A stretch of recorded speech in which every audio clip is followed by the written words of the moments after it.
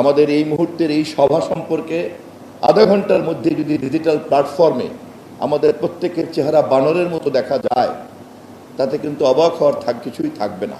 আয়না যখন নিখুঁত হয় না, তখন নিজের চেহারাটা বাঁকা বাঁকা দেখা যায়, এক চোখ ছোট এক চোখ বড় দেখা যায়। অতএব রাষ্ট্র এবং সমাজের আয়না হিসাবে গণমাধ্যমকে নিখুঁত না করলে রাষ্ট্র এবং সমাজ সম্পর্কে ভুল প্রতিবিম্ব কিন্তু হাজির হবে। গণমাধ্যম যে কোনো সভ্য রাষ্ট্র এবং সমাজে একটা আয়নার দায়িত্ব পালন করে। সে কারণেই কিন্তু আধুনিক রাষ্ট্রবিজ্ঞানে গণমাধ্যমকে আমরা চতুর্থ স্তম্ভ হিসাবে জানি। যদিও কোথাও লিখিত পরিতভাবে স্তম্ভ হিসাবে লেখা নাই, কিন্তু সভ্য সমাজে যে কোনো জিনিসকে মানুষের কাছে স্বচ্ছ হিসাবে হাজির করার একটা স্বয়ংক্রিয় পদ্ধতি হচ্ছে গণমাধ্যমের উপস্থিতি। এবং এই গণমাধ্যম যত বেশি নিখুঁতভাবে দায়িত্ব পালন করে, তত বেশি মানুষ রাষ্ট্র এবং সমাজের চলমান প্রক্রিয়া সম্পর্কে তার একটি স্বচ্ছ প্রতিফলন, প্রতিবিম্ব আকারে মানুষের মনোজগতের মধ্যে উপস্থাপিত হয়। এবং সে কারণেই নাগরিকরাও সিদ্ধান্ত গ্রহণ করতে পারে তার মালিকানাধীন রাষ্ট্র সঠিক পথে চলছে কি চলছে না। চলমান এই প্রক্রিয়াকে জনগণ অনুমোদন প্রক্রিয়া অব্যাহত রাখবে, নাকি তার সমর্থন প্রত্যাহার করবে, অথবা সে প্রতিবাদ করবে বা প্রতিবাদ করবে না, এই সবটাই তার সিদ্ধান্তটা নির্ভর করে গণমাধ্যমের এই দায়িত্বশীল সক্রিয়তার উপর। সেই গণমাধ্যমের মধ্যে আবার আপনারা হচ্ছেন একেবারে dedicated for the judicial process. বিচার বিভাগের মধ্যে, রাষ্ট্রের 3টি বিভাগের মধ্যে বিচার বিভাগ হচ্ছে আরও অনেক গুরুত্বপূর্ণ, একটা অভিভাবকের দায়িত্ব পালন করেন। এমনকি রাষ্ট্রের বিরুদ্ধেও নাগরিকরা অভিযোগ নিয়ে হাজির হয়ে যাচ্ছেন, তখনও বিচার বিভাগকেই সিদ্ধান্ত দিতে হচ্ছে। প্রচণ্ড ক্ষমতাবান সরকার প্রধানেরকে হাজির হতে হচ্ছে বিচার বিভাগের সামনে। ফলে বিচার বিভাগ কিন্তু বিজ্ঞানের সর্বশেষ, সমাজ বিজ্ঞানের মধ্যে রাষ্ট্রবিজ্ঞানের এই যে চেহারা, গভর্নমেন্ট অ্যান্ড পলিটিক্সে আমরা এই জিনিসগুলি সবাই জানি এবং বুঝি। এবং আপনারা যারা ল রিপোর্টার্স, আপনারা এরকম একটা নাজুক, সংবেদনশীল অথচ অনিবার্য অঙ্গকে নিয়ে জনগণের সামনে প্রতিনিয়ত হাজির করার একটা দায়িত্বে নিয়োজিত আছেন। এবং সে কারণে আমরা যারা পত্রিকার পাঠক এবং বিশেষ করে আইন অঙ্গনের সংবাদকে যখন আমরা দূরবীন দিয়ে পাঠ করার চেষ্টা করি, যে জাতীয় পাঠকরা, সেই পাঠকরা কিন্তু আপনাদের প্রতি একটা বিশেষ গুরুত্ব বহন করি। আপনাদের কে মনোযোগ দেওয়ার ক্ষেত্রে কিন্তু আমরা একটা বিশেষ গুরুত্ব আমরা আরোপ করি। সঙ্গত কারণেই সে কারণে সমীহ এবং সম্মানবোধ আপনাদের প্রতি বেশি। এবং ইট ইজ এমপ্লয়েড, যখন আমার সেই সমীহটা যথাযথভাবে যদি রেসিপ্রোকেট না হয়, তখন আবার প্রতিক্রিয়াটাও কিন্তু তৈরি হয়।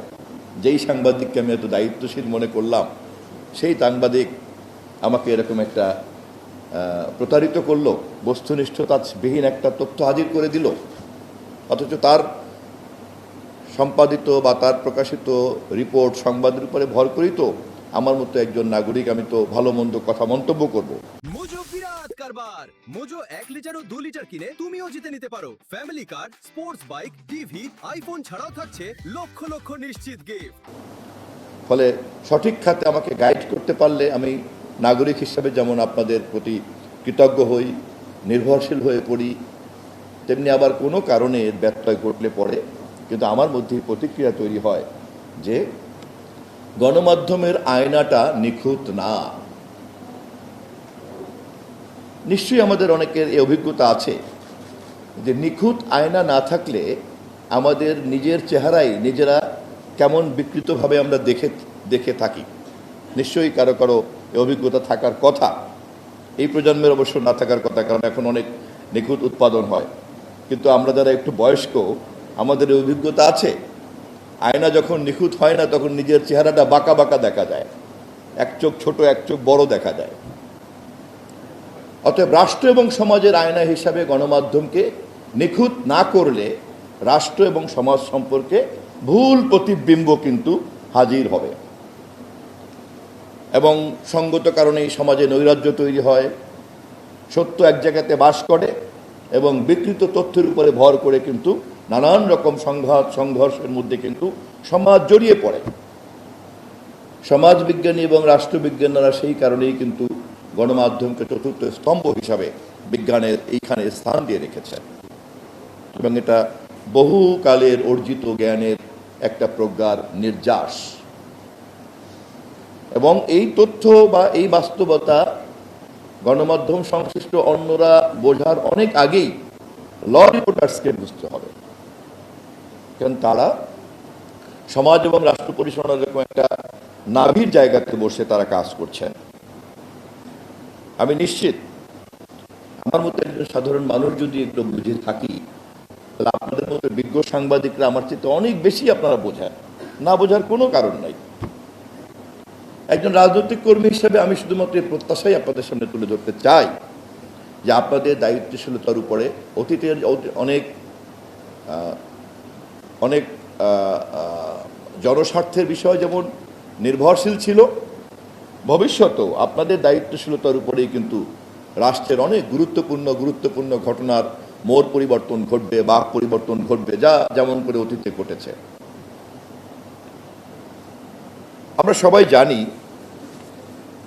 আমাদের সভ্যতার এমন একটা পর্বে আমরা বাস করছি, এটি একটি অন্তর্বর্তীকালীন চলমান সময় এবং কোনোভাবেই তা স্থির নয়, একটা চলমান প্রক্রিয়ার মধ্যে আমরা আছি। একটা গতিশীল গাড়িতে দাঁড়িয়ে থাকার জন্য নিজের যেমন একটা কাণ্ডজ্ঞান লাগে ভারসাম্য রক্ষা করার জন্য, তেমনি সভ্যতার এই চলমান গতিতে আমাদেরকেও আজ তাল মিলিয়ে চলার জন্য একটি ভারসাম্য জ্ঞান অর্জন করতে হচ্ছে।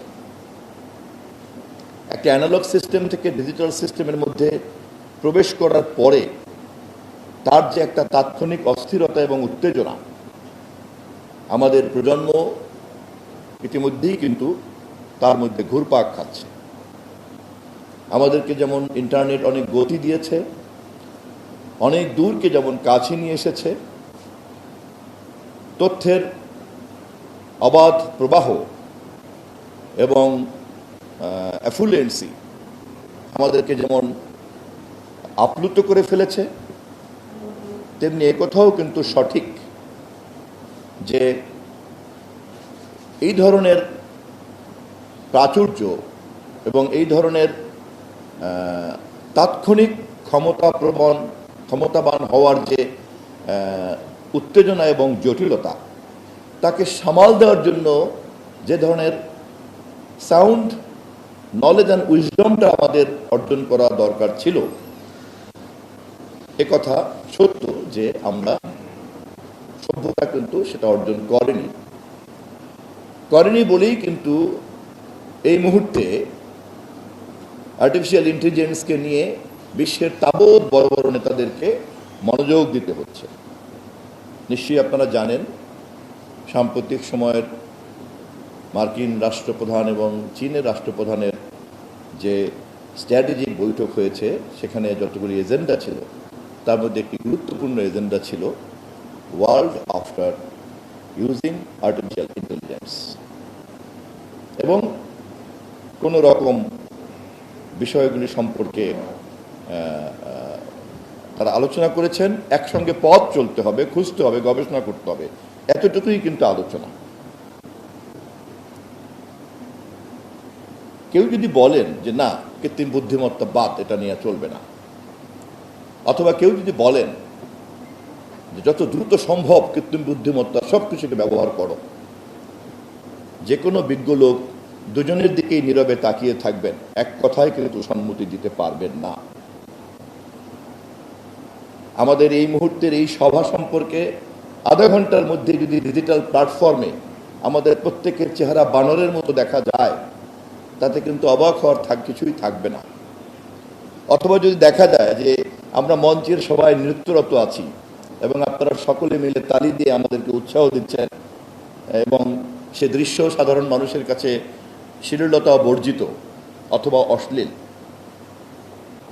সত্য কি মিথ্যা তা হবে পরে, কিন্তু তা যে দৃশ্যমান একথা তো সম্ভব, অসম্ভব তো কিছু না। আগের দিনের তথ্যের যে সংজ্ঞা, সেই সংজ্ঞা অনুযায়ী এটাই তো তথ্য, কিন্তু এখনকার এই বাস্তবতা যারা আমরা জানি, তারা কি চট করে এই দৃশ্যকে তথ্য হিসাবে গ্রহণ করব, অথবা এই দৃশ্যকে কি আমরা এভিডেন্স হিসাবে গ্রহণ করব? করব যে না, অথবা করব, এটাকে নিশ্চিত করার জন্য আইনের যে রূপান্তর দরকার তা কি আমাদের হাতে আছে?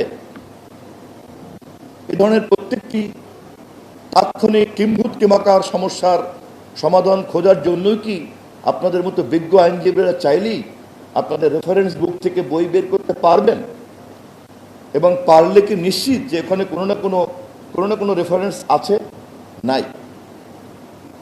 অতএব ল রিপোর্টার্স ফোরামের বার্ষিক সাধারণ সভাতে উপস্থিত হতে পেরে আমি আমার এই উদ্বেগগুলির কথাই আপনাদের সামনে একটু জানিয়ে রাখলাম যে সমাজের দ্রুত গতির রূপান্তরের এই জটিল প্রক্রিয়ার সঙ্গে তাল মিলিয়ে যত দ্রুত আইনের রূপান্তর হওয়া দরকার তা কিন্তু অত্যন্ত শ্লথ, খুবই দুর্বল।